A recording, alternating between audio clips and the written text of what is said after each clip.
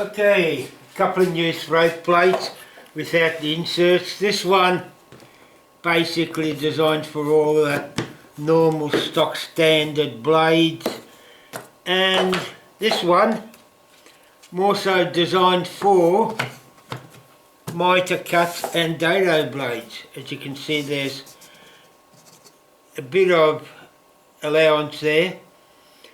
Hopefully that should be no more than 3/4 of an inch. I would have liked to have made that further, but this hole there, securing hole, actually prevented it, because I'd rather have the securing hole on the main jig rather than the slider. So we'll see how that works, and if it doesn't work, well, bugger it, we'll have to think of something else. Okay, back to the drawing board. This will now got to be sanded flush and more work to it. Back again, but just a quick one with the insert in here. Naturally, you know, Jesus, I wish I could see all this in SketchUp. However, remember I was worried about that being there, but then again, this, oh come on, slide out.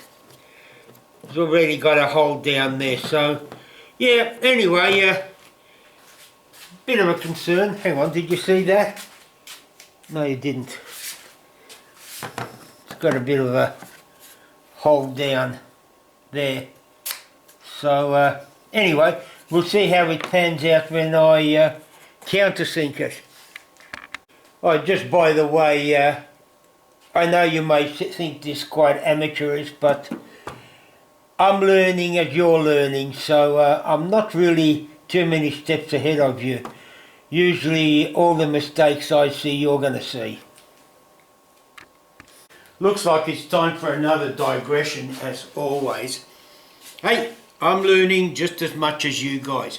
As well as having these, which now, as I said before, is going to go through the sander, which is going to make this slider flush with it. However, when I make other sliders, that's naturally, once that gets sanded down, is not going to be flush anymore. Now, I don't particularly want to put it into the original and sand it down to that level, because I could bugger it up. So what I've actually done, I'll put that aside, I'll do it on the smaller one. I've come up with this other little jig for holding it. Now, what I do is this piece will hold, let's just say, the smaller jig, and not only that, it holds it flush, or holds it level, which will give it a pretty good level area for doing the, oh come on, flush cutting. Hate that because it bloody gets everywhere. Anyway, then the whole idea is, I've got this other frame that once you put that in there, that will make it the same height as that, which effectively means, pardon me, in future I can actually set the drum sander to this height or a little bit above it and start sanding down. And if I do bugger this up, I'm not going to bugger up my throat plate. And again, the whole concept is one throat plate, multiple inserts, so let's bugger up the insert and do another one rather than the whole throat plate. And then, as you can see, whoops, I should put in a couple of push holes in there. That one, here's another one that needs to be flush trimmed. And of course this holding plate will work for the, I'll try and do this much smoother.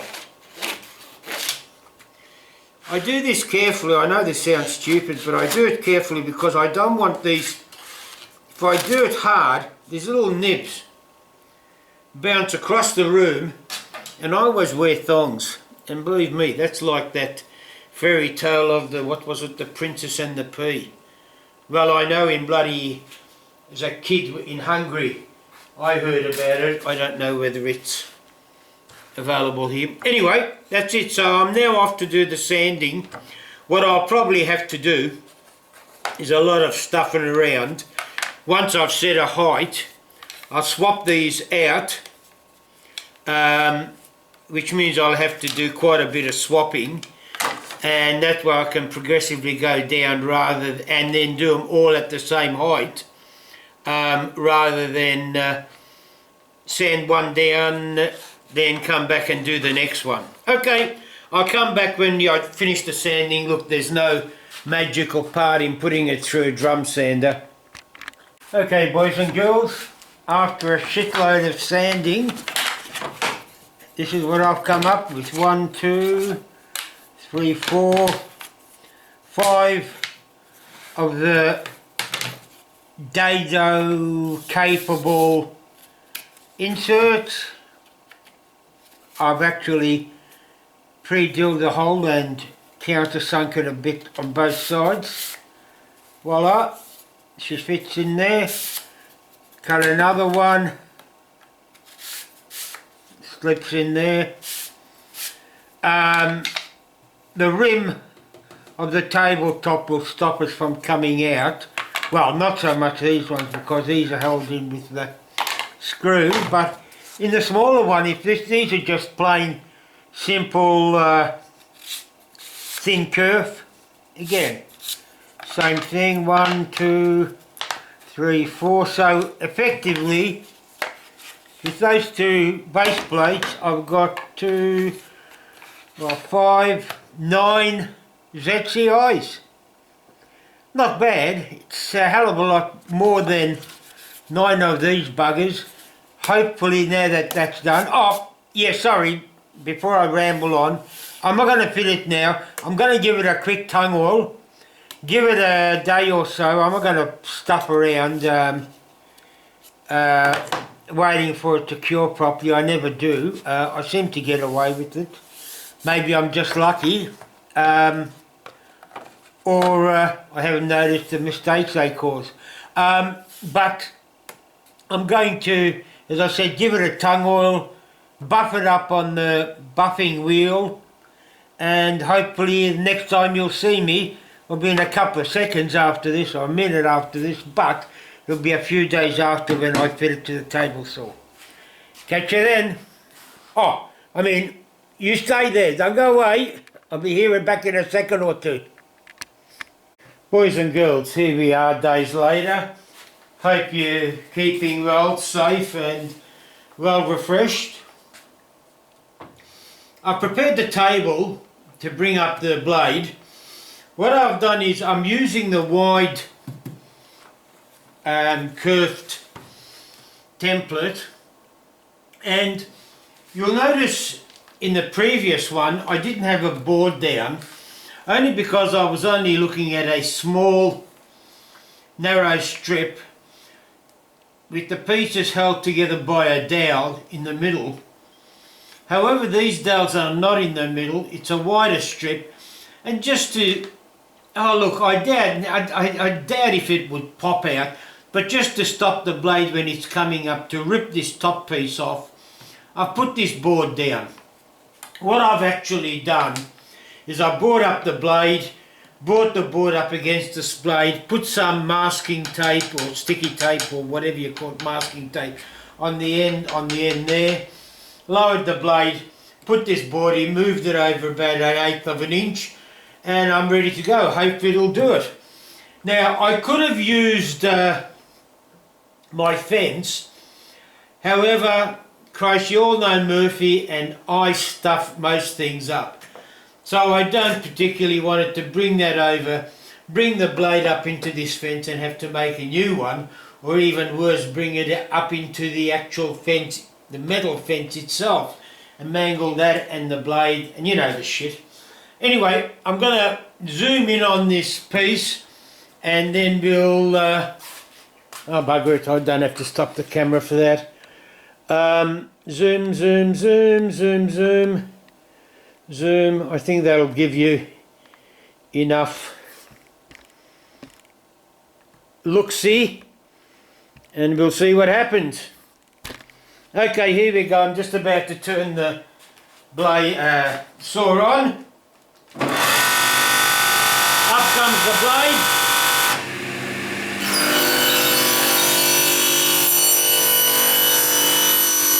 Oh, holy shit, it's even missing it. Cut through the dowel.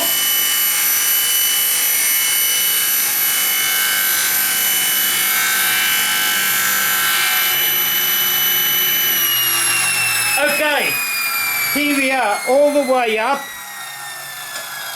You won't notice, hang on, I'll bring the camera in, and as I said, cameraman, actor, shit. There goes the phone, hang on. Back, some fucking spammer, sorry, some bloody spammer. Gives me the shit. Okay, I'm back, cut it, you'll notice there's enough beef in there to do it, and then hopefully, where the hell did I put it? Here we go. Again, this has not been tested, boys and girls. I'll remove this bit of wood. There goes my clamp. I can drop the blade. I might have to clean that up, because not having a ZCI on top of the ZCI, there's a bit of a tear out there. But, and look at this, hopefully, Jesus Christ, I hope I'm right. There you are. My MJ splitter is in there, ready to go. Now, let's zoom out again, a little bit anyway. Oh, that's a zoom in, you dickwad. Now, what I can very easily do, and this is the beauty of this whole thing, is if I happen to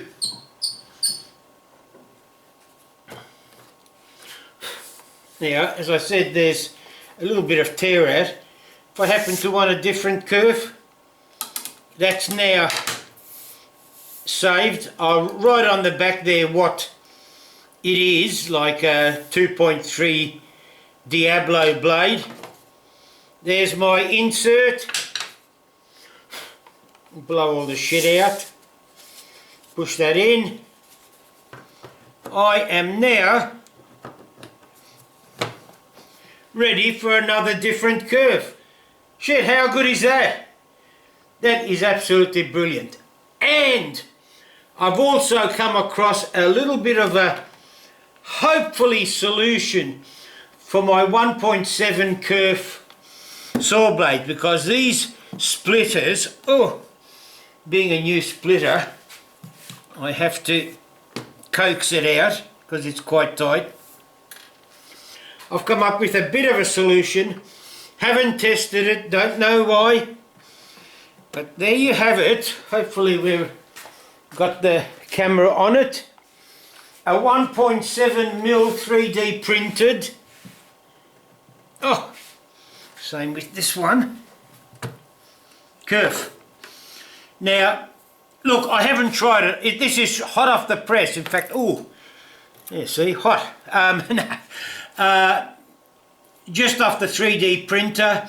Look, it looks quite flimsy. However, this plastic is quite strong. Having said that, all the forces will be pushing on that, in which case it's got quite a bit of strength. The only problem is going to be is if I have it in there and I stupidly whack a board across it, especially when you're using your table saw, tabletop as an assembly table, which nobody should bloody do, but you do, because half the time you leave bits of metal like screws, nuts and bolts on top of it, which mangles your workpiece and does a hell of a lot of damage to your saw blade. but having said that, if I do happen to break that, look, this costs about, oh Jesus, I haven't priced it, but either 2 or 3 cents at the most to make. It does take, I think the printer said it's going to take 22 minutes to print. That allows for about 5 minutes warming up or whatever, and God knows what. But at the end of the day, I can load up the 3D printer, say print me off 20, because geez, I'd get at least 20 onto the printer. Print me off 20, go to bed, come back. I could print off a couple of hundred and I wouldn't have any issues. Wood slides over that easily, doesn't catch at the front. Hey, look, this has been a very worthwhile exercise. And of course, the same thing will go for the... I haven't actually put any retainer washers in there because while this one is what I would normally use for thin kerfs like 0.23, 1/8, 1.7 mil, maybe even a 1/4 inch box joint blade if I wanted to. This is more so for dado blades and thicker box joint dado sets, like as I said, well, 1/4 inch I might do that, but even then 1/4 inch on here or 3/8, and any might have beveled cuts where you might want an angle. You've just got more room. I don't know, you know, it might not matter. This, other than for dados, and half the time, to be honest with you, I don't use a ZCI for a dado because I usually have a dado sled. So this is more a case of proof of concept, giving ideas to somebody else out there that sees the video. Oh God, pardon me, I'm spitting and putting spittle all over my tabletop, which will rust. Now, the problem is, normally I make files like SketchUp files available. I mean, I will make it available if you want, if people want it, but all that's going to do is give them a starting point, because unless you've got exactly the same tabletop, your throat plate is going to be totally different to mine. It's just more a case of the SketchUp, and this video will give you an idea how you can tackle this project if you so desire to put a... Oh, that's not going to come out. Oh yes, it did. I was pulling it the wrong way. As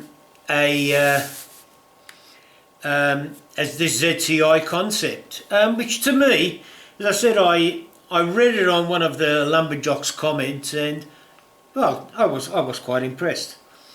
Anyway, look, this time I don't think there's anything more I can say. Again, this bloody video is going to probably drag out longer than I would like. And I have enough complaints about people saying they fall asleep. So, sorry about that, boys and girls. I shall wrap it up. Well, I'll put this back. Wrap it up. Keep safe. Hooroo!